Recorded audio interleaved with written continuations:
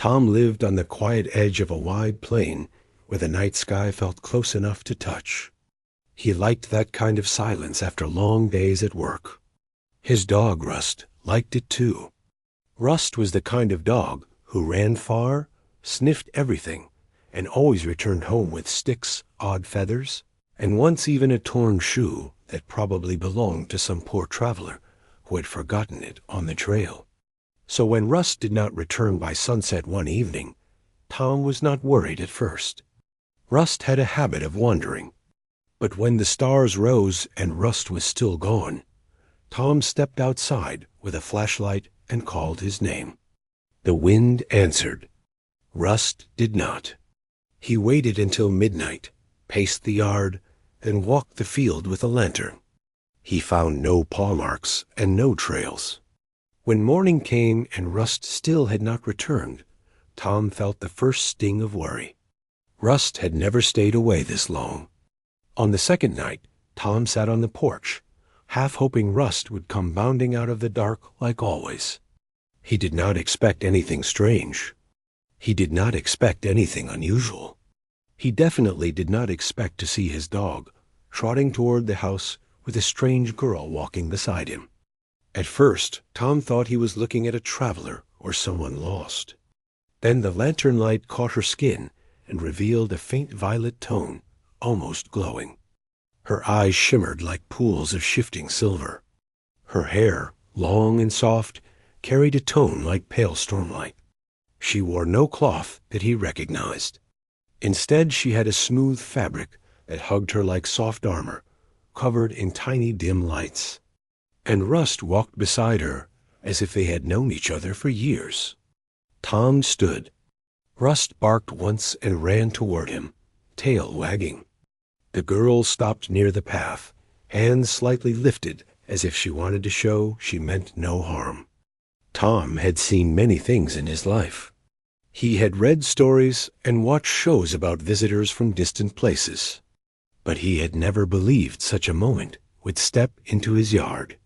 He said, slow and steady, "Who are you?" The girl tilted her head as if she was learning the sound of his voice. Then she placed a hand over her chest and replied with a soft tone, "Mira." The name was simple. Tom could understand that. Rust ran around her, tail sweeping the grass. He barked happily and rubbed his head against her leg. Tom stared. Something about Rust's trust made him pause. Rust never trusted strangers so quickly. Tom exhaled and stepped forward. "Myra," he said, trying to sound less startled, "did my dog bring you here?" Myra gave a small nod. She pointed toward the hills. A bright trail of burned earth could be seen faintly in the distance. Tom guessed she had come from some kind of vessel crash. She spoke again, voice gentle, words slightly broken, as if the language was new to her. "Rust found me. Hurt, cold. He stayed. He protected me from night creatures. He led me here." Tom looked down at his loyal dog. Rust stood proudly, as if waiting for praise. Tom petted him and said, "Good boy," and Rust's tail thumped against the ground. Mira seemed relieved by that moment of simple kindness. Tom motioned to the porch. "You look like you need rest. Come inside. I won't harm you. Rust seems to trust you, so I'll trust you too." Inside the house, Myra looked at everything with quiet curiosity. She touched the wooden table, the old radio, and the warm couch cushions. She seemed amazed by the simplicity of it all. Tom offered her water. She accepted it with both hands as if it was precious. He tried to ask her questions, slow and careful. "Where are you from? What happened? Are you alone?" Mira answered bit by bit. She came from far beyond the sky. Her vessel had been struck by something she could not identify. She had crashed near the hills. The crash damaged her long-range beacon. She had expected to wait for rescue, but predators had come in the night. Rust had found her, stood between her and danger, and helped her find her way through the terrain. Tom realized Rust had not simply brought home a stranger. He had saved her life. He prepared some food.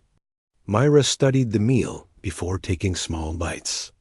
Rust sat beside her and watched her eat as if making sure she was safe. That night Tom offered her the spare room.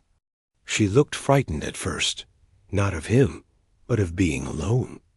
Rust solved the problem by trotting into the room and lying on the floor beside the bed. Myra smiled faintly and rested her hand on Rust's head. Tom stood in the doorway for a moment, surprised by the ease with which Rust had bonded with her. Days passed. Myra healed from her wounds slowly.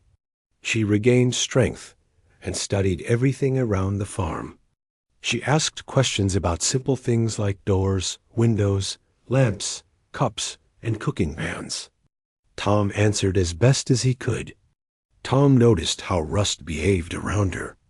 Rust followed her everywhere. He sat beside her when she studied plants near the field. He barked happily whenever she called his name. Myra, in return, treated him with deep affection. She stroked his fur with care, spoke to him softly in her own language when she thought Tom was not listening, and even shared her strange glowing fruit from one of the emergency rations she carried. Rust loved the fruit. One morning, Tom woke to find Myra and Rust outside, sitting in the early light. Myra had her hand on Rust's back, and Rust leaned against her as if she were family. Tom walked over quietly. "You two seem rather close." Myra looked up, eyes calm. "He saved me. He stayed with me when I thought I would fade. He gave warmth, support. He is loyal. I owe him more than I can speak." Tom understood. Humans loved their dogs. Dogs loved deeply in return. But this bond was different. Myra spoke about Rust not as a pet, but as a guardian. Over the next days, Myra worked on a strange device she had taken from her damaged vessel. It was small, filled with shifting lights and layered plates. She said it was a short-range beacon. She needed energy to power it. Tom helped her gather materials. She worried that the rescue crew might not find her soon. She told Tom that her people respected alliances and peace. They had no plan to harm Earth. They traveled for study, not conquest.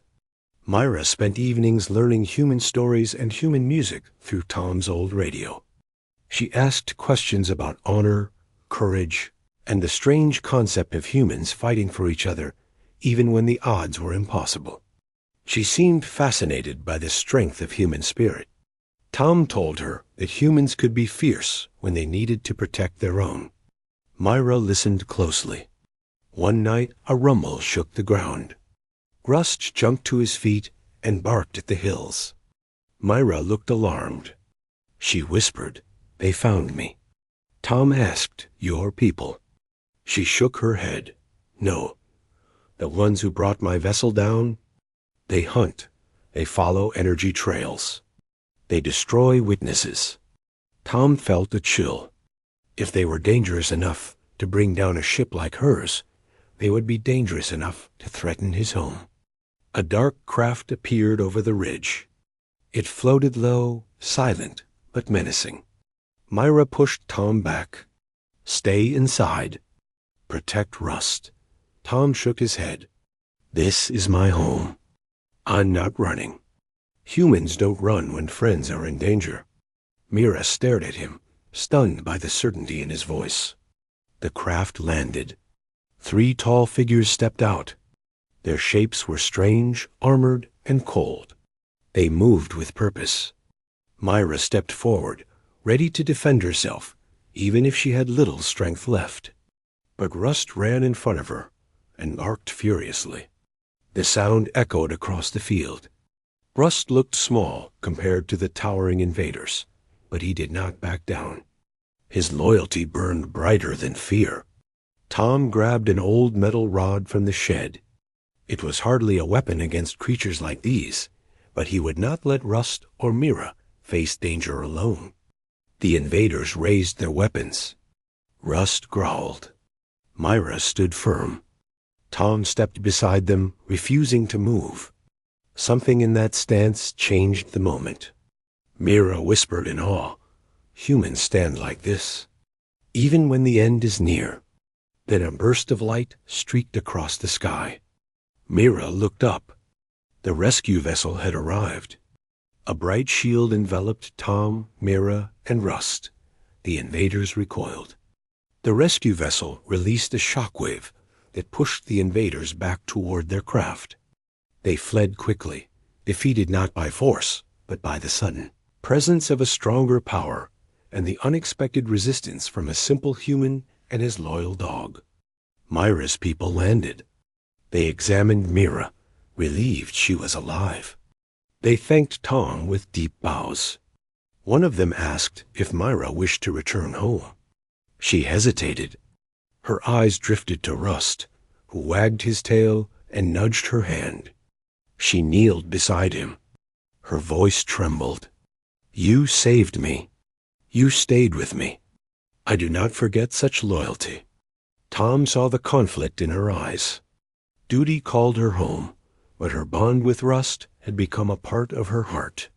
She turned to Tom. "You helped me without fear. Humans are more than stories say. You are strong. You are kind." Tom nodded. "You're welcome here any time. Rust will miss you." Myra stroked Rust's fur and whispered something in her native tone. Rust whined softly and pressed his head against her. She stood slowly, eyes glistening. "I will return. Not as lost traveler, as friend." Her people guided her toward the vessel. The engines hummed. The lights rose. Myra looked back one last time. Rust barked, tail wagging but heavy with longing. Then she was gone, rising into the stars. The night felt quiet again. The plane was silent.